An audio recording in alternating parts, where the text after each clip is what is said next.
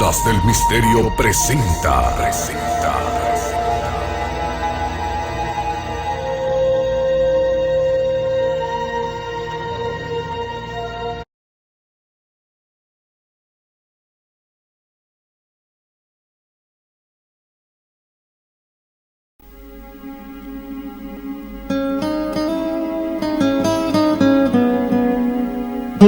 Cuando llegó al desierto, Jim Shoemaker se preguntó si ya era demasiado tarde.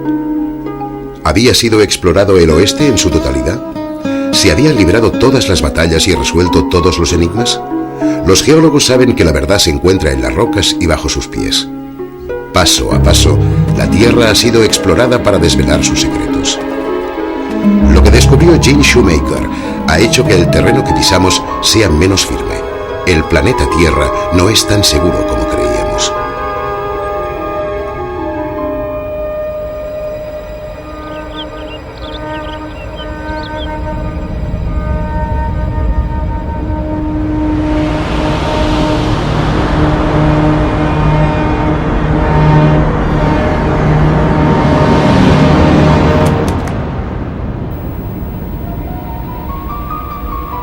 Es como estar bajo una constante lluvia de proyectiles.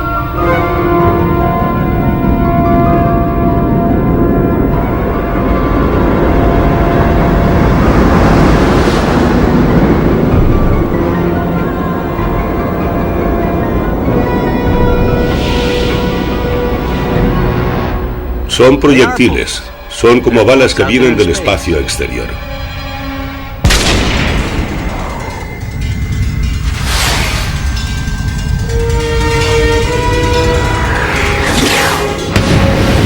Estos objetos han impactado con la Tierra en el pasado y lo volverán a hacer en el futuro. Sucederá una gran catástrofe, la mayor que nunca ha causado cualquier otro desastre natural. Antes de Jim Shoemaker, poquísima gente se preocupaba por esa posibilidad. Es una de las fuerzas más poderosas que ha intervenido en la modelización de nuestro planeta y quizá una de las amenazas más mortales que nos acechan. Esta es la historia de Impacto.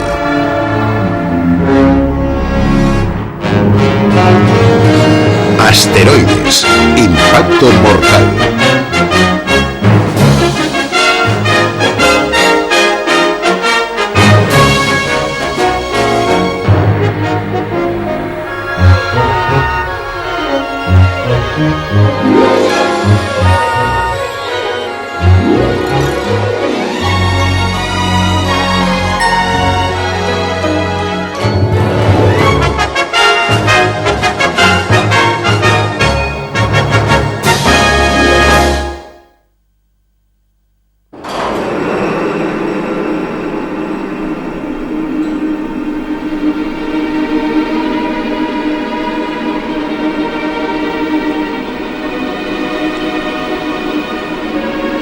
...23 de marzo de 1993. Grandes telescopios de todo el mundo enfocaban sus lentes hacia las profundidades de la noche. Escrutaban la lejanía del espacio en busca de rastros del Big Bang en los confines del universo.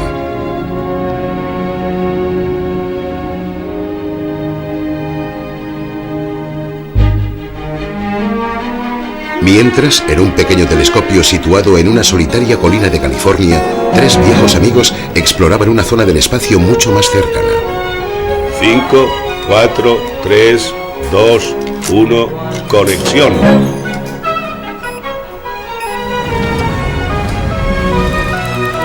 Jim Shoemaker, geólogo, buscaba rocas. No lo hacía en el suelo, sino en el cielo. Esa noche, él y su equipo descubrieron algo asombroso, un presagio de otra clase de Big Bang. El cometa Shoemaker-Levy 9, conocido como SL9, apareció primero como una mancha apenas perceptible en el espacio. Luego, se transformó en una brillante línea luminosa. Pasado un tiempo, aquel cometa se estrelló contra Júpiter. Todos los grandes telescopios del mundo estaban observándolo. El impacto levantó lenguas de fuego de tal tamaño que habrían calcinado la Tierra. Aquello planteó una pregunta aterradora. ¿Podría ocurrir aquí? Si algo de 1 kilómetro de diámetro impactara contra la Tierra, habría una catástrofe tan gigantesca que superaría todos los otros desastres naturales conocidos con mucha diferencia. De hecho, la energía que se desprendería sería equivalente a la liberada al detonar todas las armas nucleares del mundo, concentradas en un solo lugar y explotando a la vez. En realidad superaría incluso esa cantidad de energía. Hubo un tiempo en que los científicos afirmaban que algo así no era posible. Ahora muchos están asombrados, otros hablan del fin del mundo. Si algo imprevisto se acercase, no podríamos hacer gran cosa. De hecho, en la actualidad, la situación más probable sería la de una advertencia nula. El próximo impacto de un objeto de 1 kilómetro de tamaño tendrá lugar seguramente sin que nadie lo descubra con antelación. Lo primero que veremos será cómo tiembla el suelo y cómo una lengua de fuego se aproxima por el horizonte.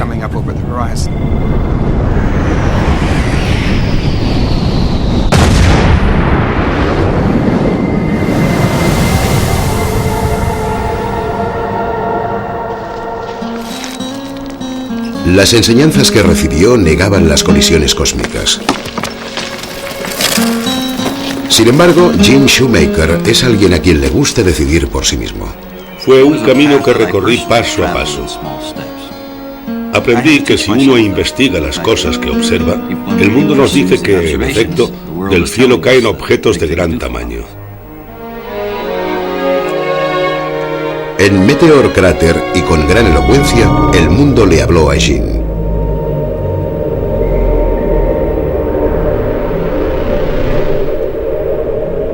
El hoyo del desierto de Arizona, de casi 1,5 kilómetros de diámetro, es testimonio de un desastre que ocurrió de repente, de una catástrofe que se precipitó desde el cielo, en un impacto mortal. Había cráteres parecidos en otros lugares. Sin embargo, la mayoría de los geólogos afirmaba que eran restos de antiguos volcanes, formados por fuerzas constantes y previsibles. Nada de esas dimensiones ocurrió repentina y súbitamente. A las rocas incandescentes que caen del cielo se les había atribuido la capacidad de predecir los desastres, pero no de ser su causa. Los meteoritos se han tenido como profecías y reverenciado como reliquias en todo el mundo. Durante miles de años fueron el único modo de tocar el firmamento. Eran misteriosos mensajeros procedentes del espacio.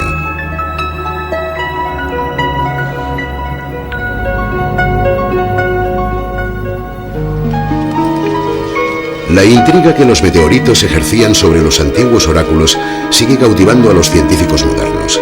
Fue en el interior de un meteorito, una roca de Marte que aterrizó en la Antártida, donde los investigadores descubrieron un posible indicio de que existía vida fuera de la Tierra.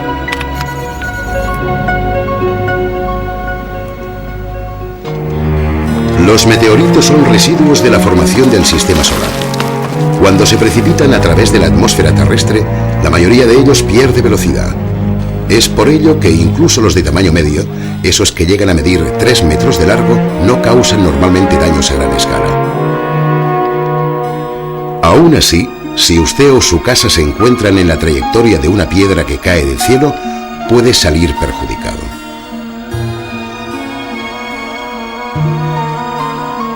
Cada día, toneladas de meteoritos se precipitan sobre la Tierra.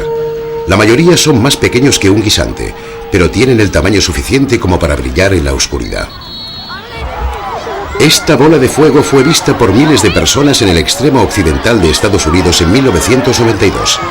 Muchas de ellas asistían a partidos escolares de fútbol americano y habían traído consigo sus cámaras de vídeo. Un fragmento de meteorito cayó en Peekskill, en Nueva York, y destrozó el Chevy Malibu del 80 de Michelle Knapp.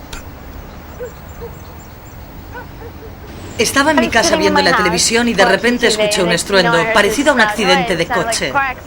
Era un pedazo de roca con incrustaciones de hierro, del tamaño de una pelota de fútbol.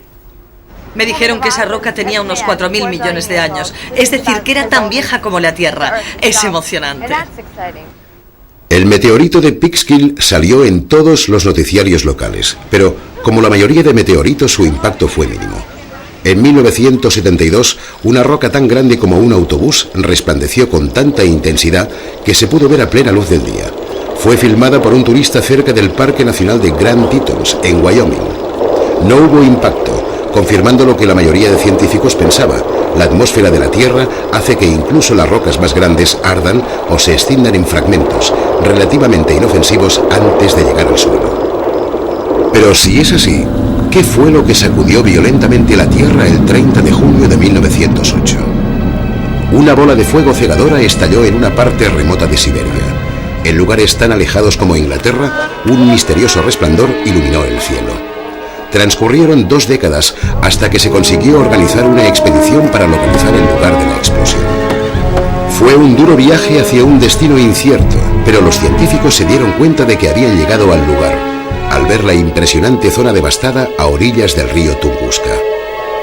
En un área de cientos de kilómetros cuadrados, la taiga estaba arrasada en vastos círculos concéntricos.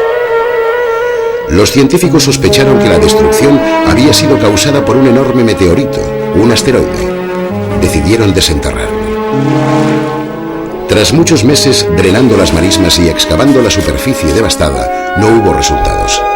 Durante muchos años, el suceso de Tunguska fue uno de los grandes misterios de la Tierra.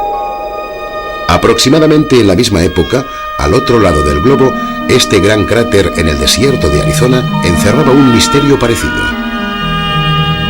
A principios de siglo, Daniel Barringer, un ingeniero de minas, encontró pequeños fragmentos de meteorito alrededor del cráter. Perforó la superficie del cráter buscando un asteroide, pero tuvo que abandonar con las manos vacías y desanimado. Los geólogos no se sorprendieron, pero años más tarde, un joven Gene Shoemaker estaba intrigado.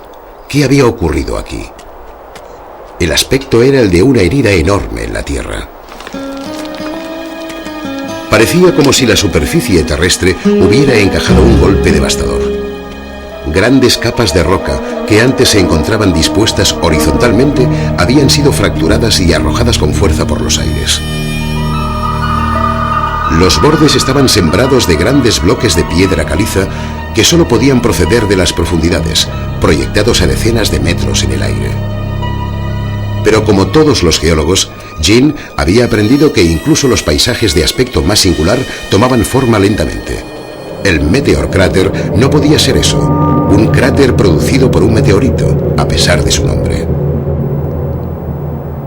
La gente dice, sí, hay meteoritos que caen del cielo, lo aceptamos, un pedazo de este tamaño. Acepto que eso pueda caer del cielo. Sin embargo, pensaban en una roca del tamaño de un puño y no en una montaña, y yo tenía una montaña que había caído del cielo. En la universidad no se mencionaba nada sobre impactos, la geología no los contemplaba. Los geólogos son esa clase de personas que dicen, quiero ver el proceso, quiero ver cómo sucede. Entonces creeré que ha ocurrido otras veces en el pasado. Gene Shoemaker fue uno de los geólogos que vio algo que le llevaría a cuestionar los principios fundamentales de su profesión. Tenía unos 20 años cuando empezó a trabajar en el Centro de Pruebas Atómicas de Nevada, un lugar clasificado como alto secreto. Allí fue testigo de un nuevo fenómeno que producía cráteres.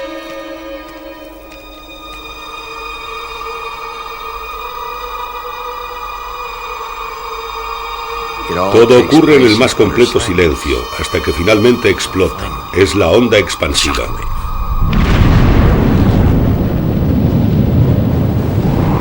¡Bum! Y a continuación le sigue un estruendo que se aproxima.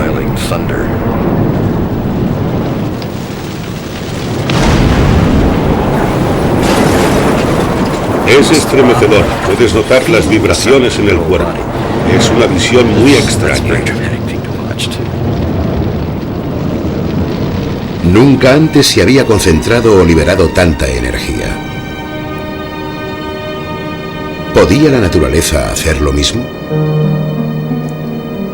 Este cráter no se había formado durante miles de años. Se creó en un instante, y a Gene le recordaba otro lugar que había visto. En aquella época era el cráter de mayores dimensiones provocado por una explosión subterránea a poca profundidad. Así que pude relacionarlo directamente con el producido por la madre naturaleza. Mi intuición fue que debía ir a Meteor Crater y observar la estructura, ya que nunca se había trazado un mapa completo, ni se había descrito. Desconocía la estructura hasta que fui al lugar. Al ver el mapa del primer cráter y relacionarlo con Meteor Crater, ¡voilà!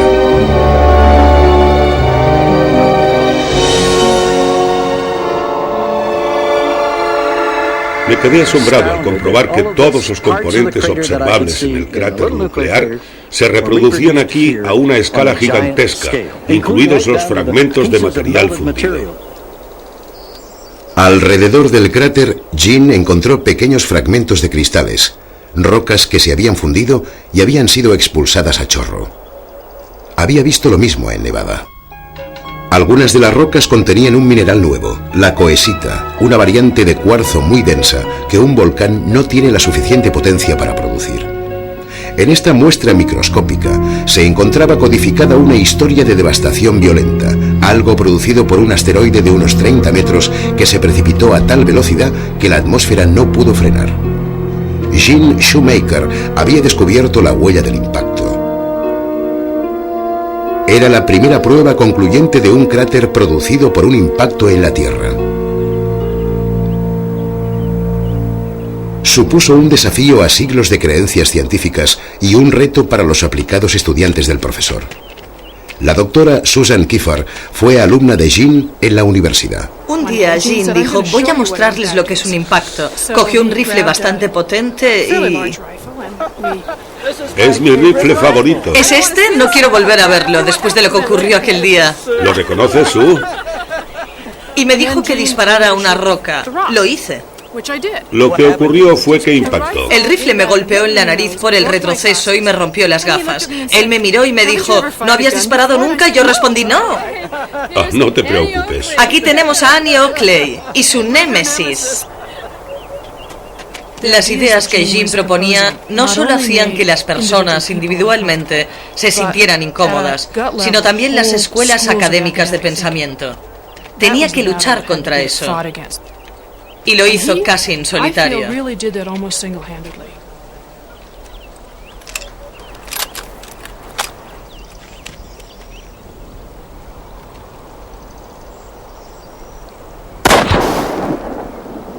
Es un cráter muy bonito.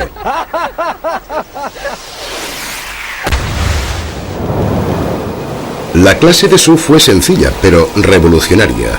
Un objeto relativamente pequeño, desplazándose a gran velocidad, provoca un gran hoyo en el lugar del impacto y al mismo tiempo se desintegra casi por completo.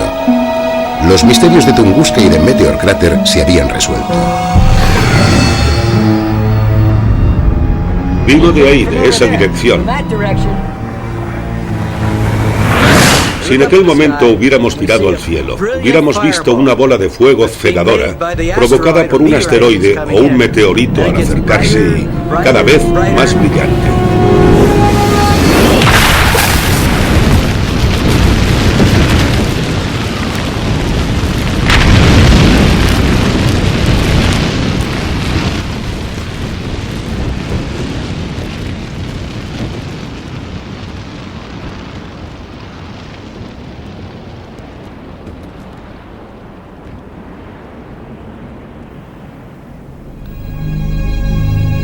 La explicación de Meteor Crater propuesta por Jean fue motivo de controversia, pero la razón que le llevó a estudiar los cráteres parecía todavía más descabellada.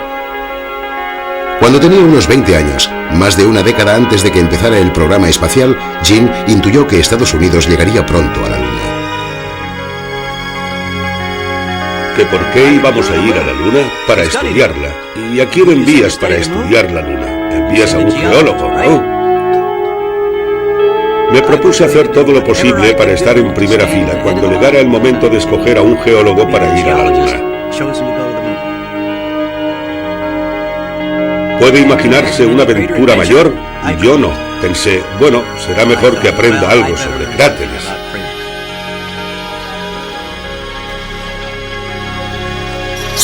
Oh, Jean. Mira qué buena. Jean solo contó su sueño a una persona. Fue en 1951. Cuando nos conocimos, pensé que era la chica más atractiva que nunca había visto. Y así es.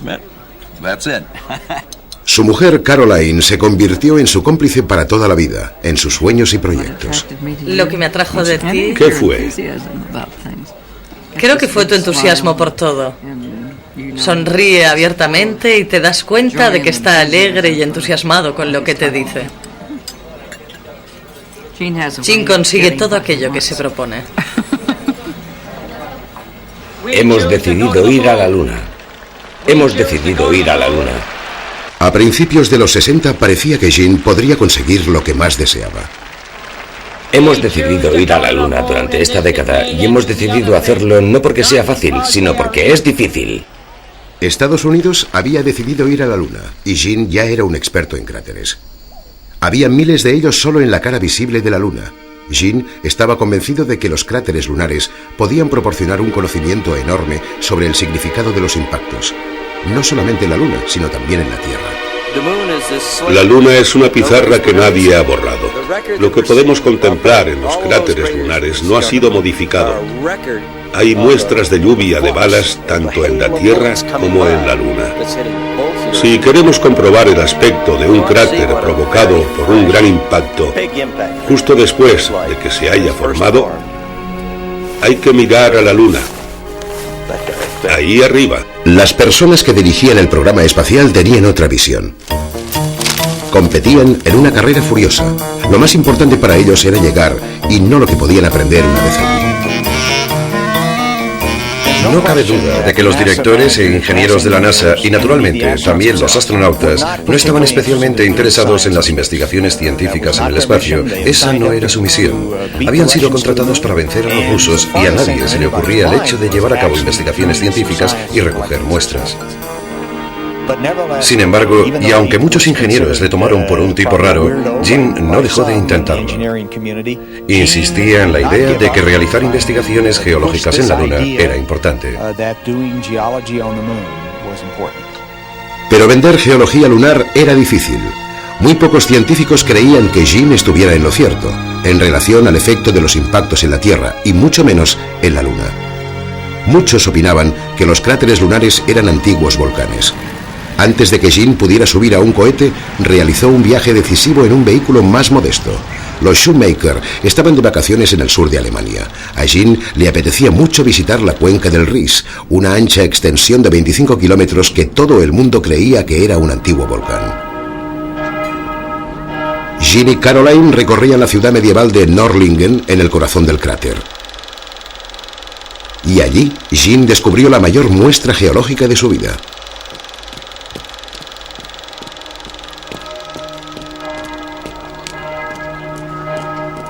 La iglesia de San Jorge, de 500 años de antigüedad, estaba construida con piedra de la región. Al ver la piedra, me detuve y exclamé: ¡Wow! Un momento, ¿qué es esto?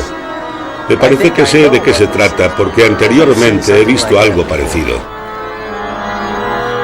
En los muros había incrustaciones de cristales producidas por el impacto y la posterior fusión de las rocas.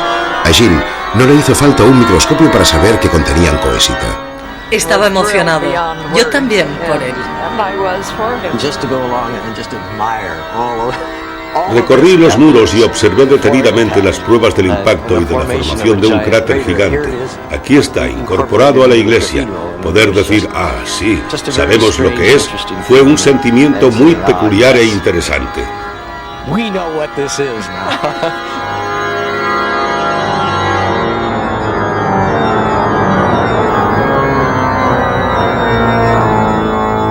El Ries era casi 20 veces mayor que el Meteor Crater. Era el primer gran impacto en la Tierra cuya naturaleza podíamos demostrar. Eso cambió todas las reglas del juego. Se trataba de un impacto a una escala completamente distinta. Fue producido por una roca de 1 kilómetro de ancho y cambió drásticamente el paisaje hace unos 15 millones de años.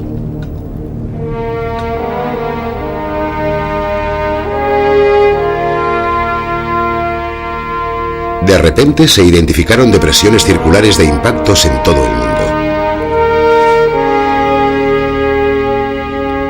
Algunas superaban los 300 kilómetros de anchura. Fue entonces cuando realmente comprendimos que había grandes cráteres en la Tierra. Naturalmente, eso daba significado también a los grandes cráteres que veíamos en la Luna, los cuales, por cierto, estaba convencido de que habían sido originados por impactos. Ahora podíamos decir, sí, ha ocurrido en la Tierra, podemos probarlo, pero también en la Luna. Gene había conseguido la credibilidad suficiente para convencer a la NASA y al Geological Survey de Estados Unidos para que se iniciase un programa con el objetivo de llevar a cabo investigaciones geológicas en la Luna. Dr. Schumacher, director del programa de astrogeología. ¿Qué han de buscar los astronautas cuando empiecen a explorar la Luna? Pequeñas características propias de la Luna que deberán encontrar cerca del lugar de alunizaje. Y naturalmente queremos que traigan un gran número de muestras. Gene llevó a los astronautas del Apolo a su hoyo preferido para enseñarles geología. Me pareció el lugar lógico para entrenar a los astronautas que iban a ir a la Luna, a observar los cráteres. De hecho, es el mejor sitio del mundo para hacerlo. Uno se lleva una impresión muy real de lo que es un cráter. Todos querían ir a la Luna, así que querían saber lo que se podían encontrar. Para añadir más realismo, el equipo de Gene hizo prácticas en una réplica de un campo de cráteres lunares, no muy lejos de su casa. Allí participó en el diseño y en el perfeccionamiento de muchos de los vehículos y herramientas que se utilizarían en la Luna. El sueño de juventud de Gene se convertía en realidad. Su prestigio como científico y su gran aventura pronto se consolidarían.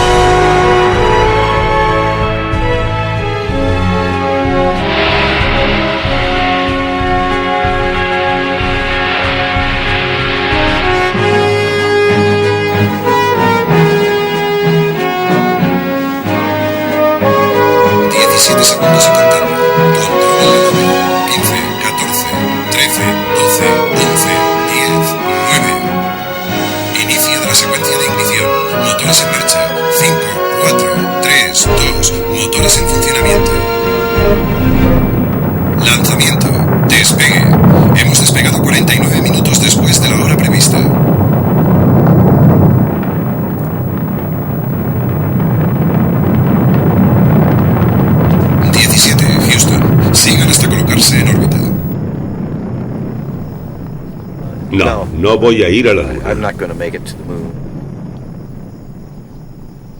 Justo en el momento clave, cuando podía haber estado en la lista para ir a la Luna, mis glándulas suprarrenales dejaron de funcionar adecuadamente y supe que me quedaba fuera por razones médicas.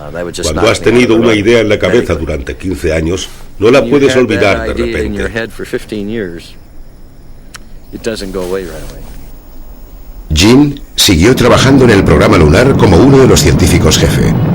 Su sueño de llevar a cabo investigaciones geológicas en la Luna se hizo realidad gracias a un intermediario. Su amigo y discípulo, el Dr. Jack Schmitt, voló a bordo del Apolo 17. Gene pudo observar que sus teorías sobre los efectos de los impactos en la Luna se confirmaban en directo por televisión. Cualquier piedra que mirases, cogías una roca o mirabas un gran bloque de piedra y encontrabas un pequeño hoyo que había sido causado por el impacto de un micrometeorito. Quedó demostrado que el proceso geológico dominante en la Luna había sido producido por los impactos de meteoritos. Si bajo ahí a unos 5 metros de profundidad... Me puse muy contento y me sentí orgulloso de Jack, pero claro está, también me entristecí. No podía dejar de pensar que, de no ser por esa glándula suprarrenal, yo hubiera podido estar allí. Me coloco a tu espalda, ¿de acuerdo? Solía soñar que estaba allí. Ya saben, había llegado a la Luna. Ahí estaba, haciendo investigaciones geológicas. Incluso después de pasado mucho tiempo, lo seguía pensando. Tenía que dedicarme a otras cosas.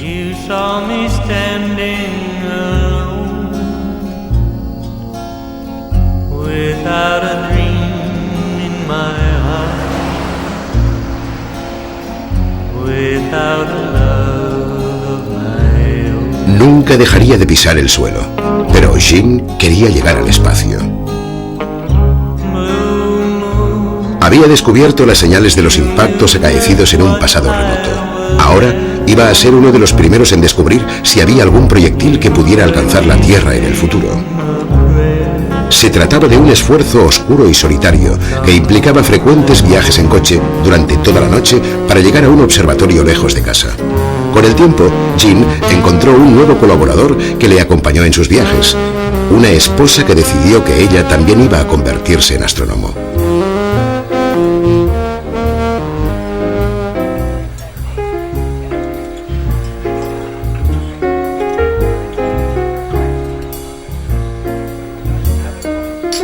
Para Jean fue un camino que le condujo de una gran decepción a nuevos sueños y aventuras.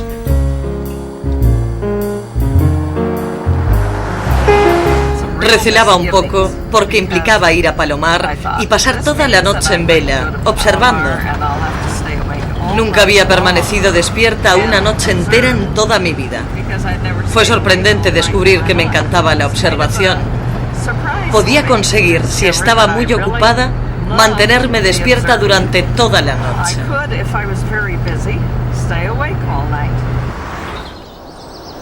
Los Shoemaker se dirigían al Monte Palomar, donde por aquel entonces estaba instalado el telescopio más potente del mundo. El Hale, de 5 metros de diámetro, era el templo astronómico del espacio exterior. Lo llamaban el Gran Ojo, y no había sido diseñado para observar asteroides. En realidad, antes de que llegara Jean, nadie, ni allí ni en ningún sitio, había buscado sistemáticamente asteroides que pudieran impactar contra la Tierra. En la ladera, donde se encontraba el Gran Ojo, había también un pequeño telescopio que prácticamente no se utilizaba. El pequeño ojo era lo que Jean necesitaba. Se adecuaba a nuestro estilo, a nuestra manera de trabajar. Lo llamábamos operaciones de papá y mamá, y eso fue básicamente lo que hicimos. Resultó ser un instrumento perfecto para nuestros propósitos.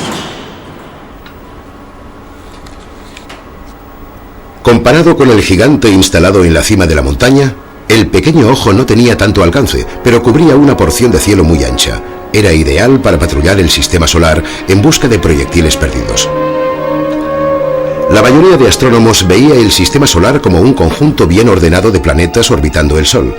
No prestaban mucha atención a los cientos de miles de asteroides, fragmentos de hierro y roca, residuos de la formación de los grandes planetas.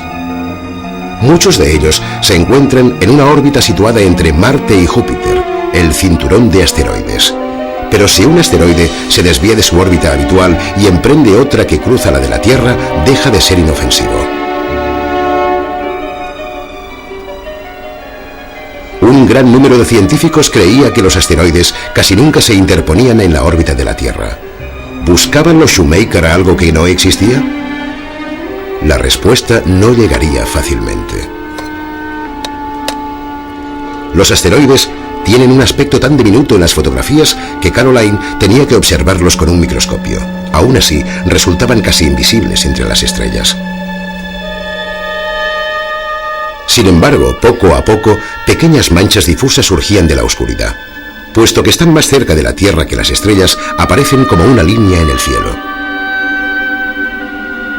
En 1989, otros astrónomos capturaron la primera imagen de un asteroide, en primer plano, gracias a un radiotelescopio gigante. Esta enorme roca medía más de 1 kilómetro de largo. Imágenes de radar recogidas más tarde mostraron asteroides aún más amenazadores, montañas dando tumbos en el espacio. Tutatis, una gran roca que avanza a unos 100.000 kilómetros por hora, cruza regularmente la trayectoria de la Tierra. Gaspra 951, el primero de los 2 únicos asteroides del que se tienen fotografías, es tan grande como la isla de Manhattan.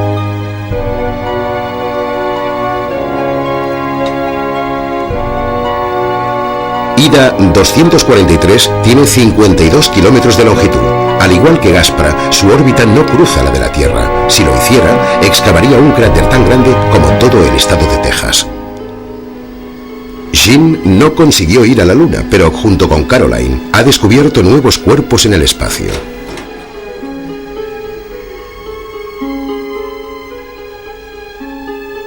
Entre ambos han localizado cientos de asteroides y docenas de cometas y han ayudado a transformar el mapa celeste. El sistema solar no volverá a ser estable ni previsible. La armonía de los planetas se ha convertido en una amenazadora cacofonía. Lo que hemos conseguido mostrar con este viejo telescopio y concentrándonos en escrutar una región cercana a la Tierra es que la Tierra gira alrededor del Sol, acompañada por un enjambre de asteroides. Estos objetos se estrellarán contra la Tierra en el futuro, como lo han hecho en el pasado. Son los asteroides que cruzan la órbita terrestre.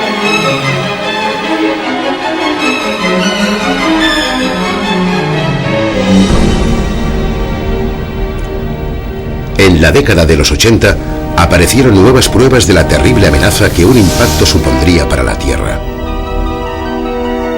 En las profundidades de la mexicana península del Yucatán se encuentra un cráter de 300 kilómetros de ancho, provocado por un impacto de 100 millones de megatones. Data de hace 65 millones de años, cuando 2/3 partes de las especies vivientes, incluidos los dinosaurios, desaparecieron de la faz del planeta.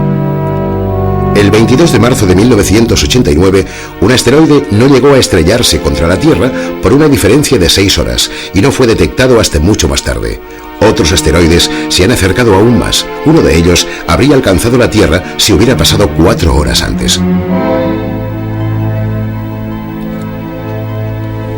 Me parece que la gente no se tomó muy en serio la amenaza de un impacto hasta que empezamos a trabajar aquí. Al principio costó un poco difundir la información.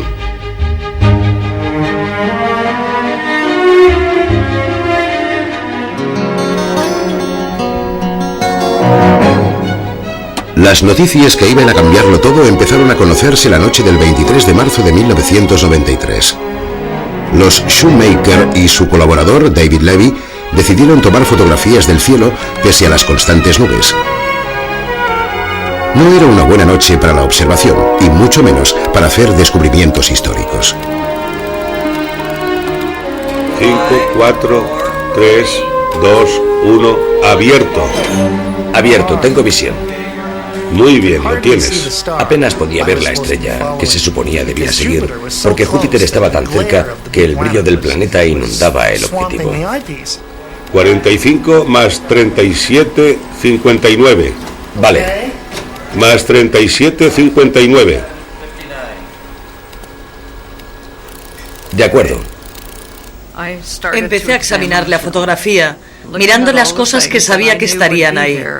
La imagen fantasma de Júpiter y los destellos que se ven en las instantáneas cuando hay una estrella o un planeta muy brillantes.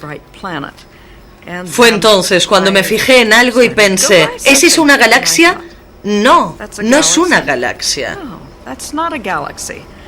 Era un objeto con un aspecto muy poco habitual. Y pensé, parece un cometa. Parecía un cometa, sí, solo que era un cometa alargado. Nuestras películas no tienen la suficiente sensibilidad para observar detalles porque cubrimos una gran área de cielo de forma que el cometa resulta muy pequeño. El equipo llamó a su amigo, el astrónomo Jim Scotty, que disponía de un telescopio más potente, y le pidieron que comprobara su hallazgo. Prometió llamar en cuanto reposicionara su telescopio. Bueno, habían pasado 2 horas y decidí que era el momento. Jim Scotty había tenido tiempo de echar un vistazo y le llamé. Respondió al teléfono con una voz que no había oído nunca y le dije, Jim, ¿te encuentras bien? Él respondió, sí. Lo que sucede es que estoy intentando recobrar la voz. Le pregunté, ¿tenemos un cometa? Y él respondió, chico, en efecto tenéis un cometa. Y empezó a describir lo que veía y yo os lo iba repitiendo a vosotros dos, frase a frase. Tiene 5 colas, como mínimo 5 núcleos diferenciados, pero, dijo él, creo que hay algo más. Mientras tanto, teníamos puesta esta música. Estaba sonando la primera sinfonía de Beethoven en nuestra sala y empezó el 4º movimiento que se inicia con esta lenta introducción.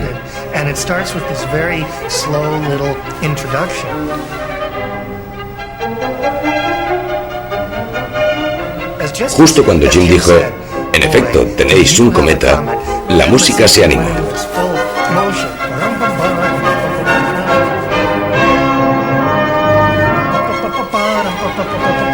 Fue en ese momento cuando Jim dijo, en efecto, tenéis un cometa. El cometa, que en esencia es un núcleo helado con una larga cola de polvo y gas, se había fragmentado en varias piezas debido a la fuerza gravitatoria de Júpiter. Naturalmente, la gran noticia de que iba a estrellarse contra Júpiter no llegó hasta unas 6 semanas más tarde.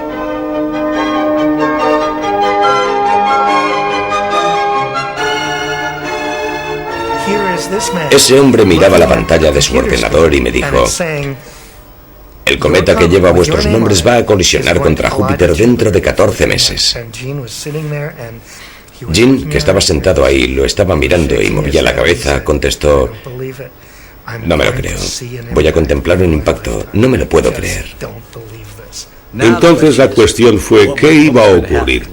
¿Íbamos a observar un gran espectáculo o iba a ser algo que nadie podría ver?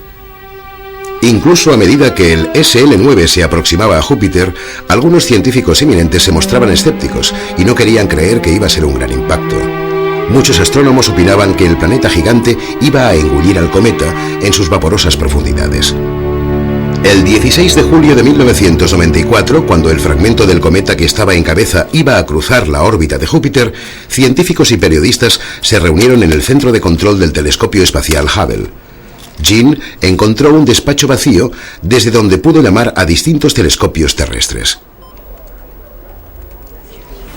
Hemos oído que se han podido hacer algunos avistamientos en España que... Dan, aquí Gene Shoemaker.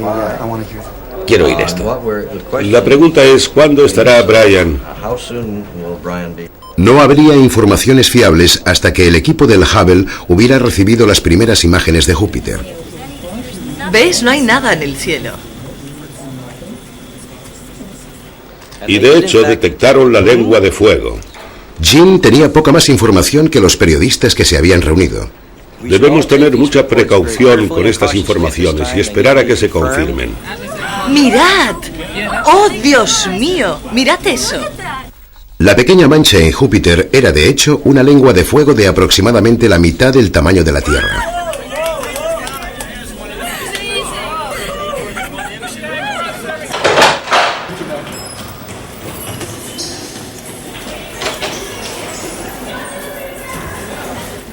Quiero presentarles a la doctora Heidi Hamel. Acabamos de recibir las 2 primeras órbitas, de las cuales tengo una impresión láser de poca calidad. Se puede apreciar el lugar del impacto. Les recuerdo que se debe al primer fragmento A, que no es el más brillante, así que vamos a tener una semana muy excitante.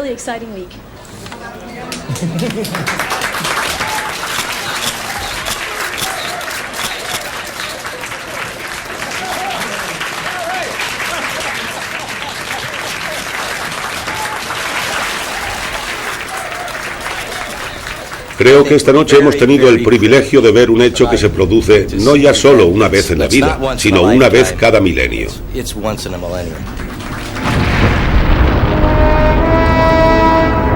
Por fin, el reconocimiento para Gene había llegado. Se había producido con una explosión de 1 millón de megatones. Pocos científicos han visto demostradas sus teorías a una escala tan espectacular. Fue un gran momento en nuestras vidas.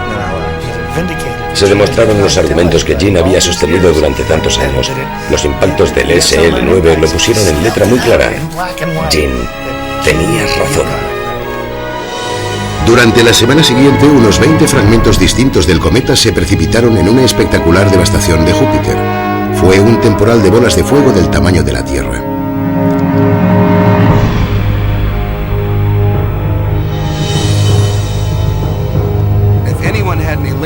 El contemplar esos hechos en Júpiter acabó de confirmar que las colisiones se producen y que pueden tener consecuencias espantosas.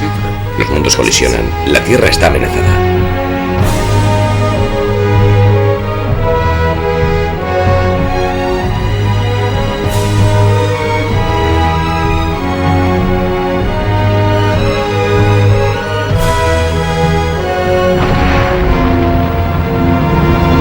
Finalmente, ver un impacto en un planeta fue como cruzar el umbral. Ese suceso convenció definitivamente a la mayoría de mis colegas geólogos. Sí, los grandes impactos tienen lugar y no solamente en Júpiter, sino también en la Tierra. ¿Puedes imaginar el aspecto que habrían tenido los 21 fragmentos del SL-9 si hubieran estado cerca de la Tierra? Si alguno de los pedazos de SL-9 hubiera alcanzado la Tierra, probablemente se habría formado una nube oscura que habría cubierto toda la Tierra en poco más de hora y media. Pudimos ver que las nubes en Júpiter duraron meses. Eran oscuras nubes negras. Y antes de la nube, ¿qué hay sobre la subida de temperatura a causa del material que se precipitaría? Y antes de eso, si la gente hubiera sabido que un fragmento iba a estrellarse contra la Tierra, me pregunto si no se produciría un ataque de histeria colectiva. ¿A dónde ir? La gente se preguntaría. ¿Dónde podemos escondernos? ¿Qué podemos hacer?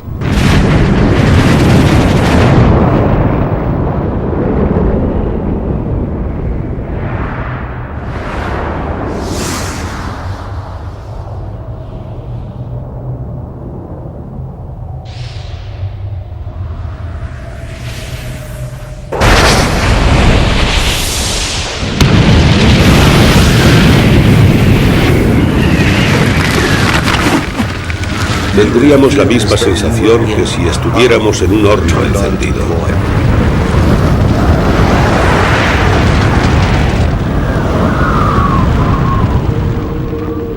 Se produciría un enorme hoyo en la Tierra y luego el cielo se volvería negro, absoluta y completamente negro, en todas partes, en todo el mundo.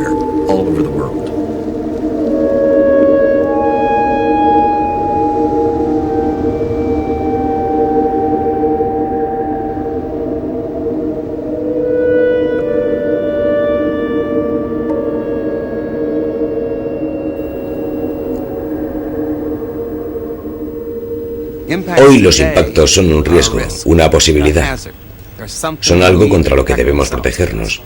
Si no aprendemos a protegernos contra los impactos, a largo plazo existe la posibilidad de que seamos exterminados. Si les ocurrió a los dinosaurios, también podría sucedernos a nosotros.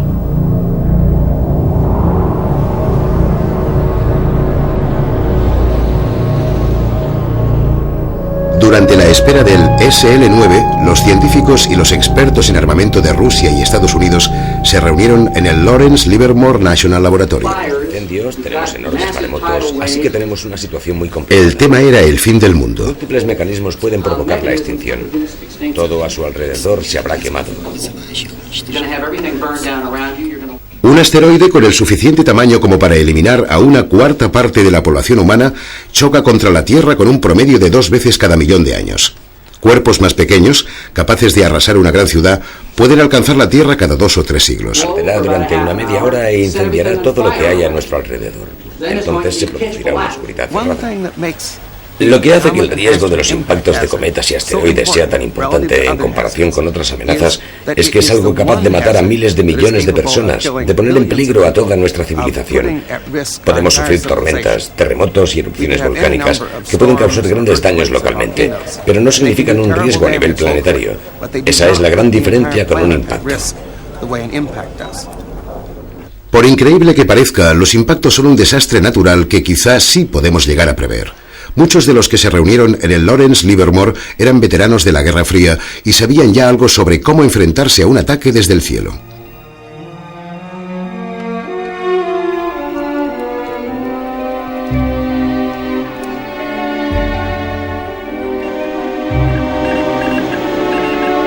En caso de una explosión nuclear, se hace estallar un material, se tiene una reacción y...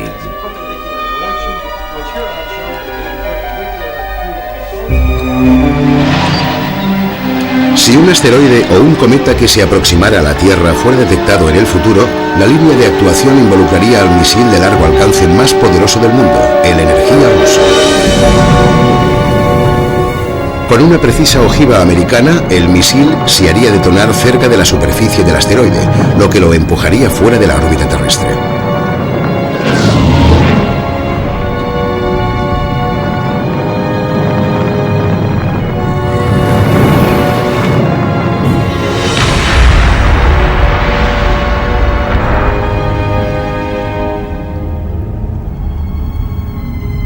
Pero antes de lanzar un misil, hay que saber en qué dirección. Tan solo una pequeña porción de los asteroides que cruzan la órbita terrestre ha sido localizada. Podría tratarse del mayor descuido de la historia de la humanidad.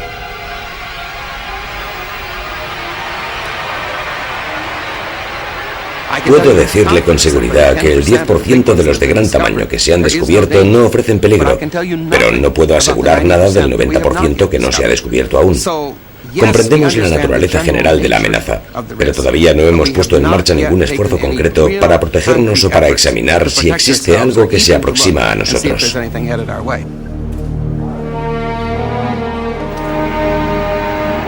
Más telescopios se han unido a la búsqueda. Incluso las Fuerzas Aéreas de Estados Unidos han contribuido con su tecnología y experiencia. La ciencia se ha unido en la caza de asteroides. Con todo, el equipo más experimentado en este campo es solo una avanzadilla con su nuevo y pequeño telescopio en el jardín de su casa.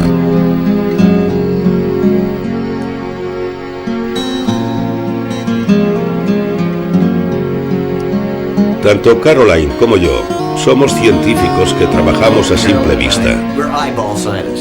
Nos gusta mirar el cielo.